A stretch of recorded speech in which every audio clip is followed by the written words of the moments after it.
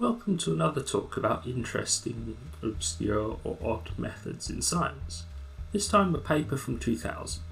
Intimate exchanges using computers to elicit self-disclosure from consumers by Youngme.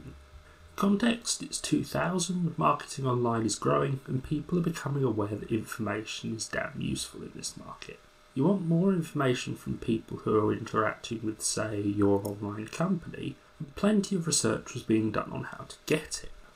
Now, some of this information would require self-disclosure from a company to get, i.e., the person on the other end would have to tell them this, because they're unlikely to find out through data mine.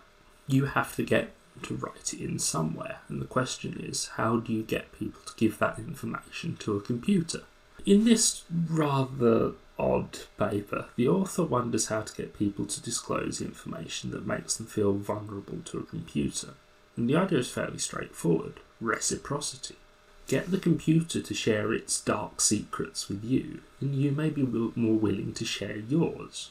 Okay, that sounds fine, but how? What? So, to quote the paper on what the idea is in more detail, in Experiment 1, the basic prediction was that consumers would tend to engage in reciprocal self-disclosure with a computer, provided that the computer abided by the social rules that govern such disclosures in interpersonal interaction. In other words, consumers would be more likely to divulge intimate information about themselves when the computer 1. Initiated the disclosure process by divulging information first, and 2. Followed the socially appropriate sequence of disclosure by escalating gradually from superficial to intimate disclosures. How do they do this? In this experiment, participants were interviewed by a computer on a variety of topics. Participants interacted with the computer by typing their responses on a keyboard.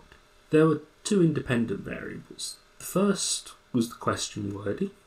In the no reciprocity condition, the computer asked the interview questions in a relatively straightforward manner. For example, what's been your biggest disappointment in life? In the reciprocity condition, the computer preceded each interview question with some information about itself. For example, this computer has been configured to run at speeds of up to 266 MHz, but 90% of computer users don't use applications that require these speeds, so this computer rarely gets used to its full potential. What has been your biggest disappointment in life? You can see why I love this, it's wonderful nuts. They got 60 students in and split them into groups. Some got no reciprocity, some got reciprocity. Some got an abrupt model. They did one part of the interview with one computer and one with another.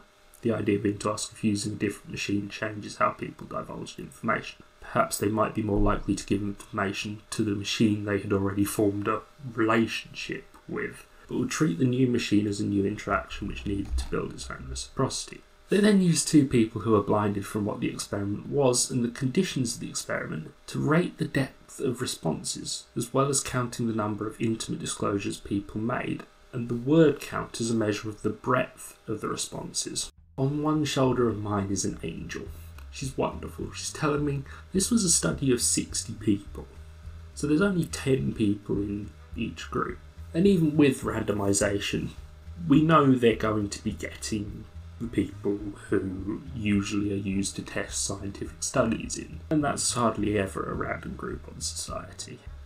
And the key point, the depth of the answers given, was a simple 1 to 5 rating by 2 people. The angel is not happy with this. The devil is very happy with this, who says this is really awesome. Marvin the paranoid android, going in and making you reveal your dark secrets about your life.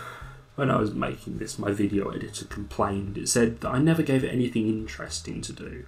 No animating, no fancy image transitions, not even a beautiful J-cut just to add to the quality.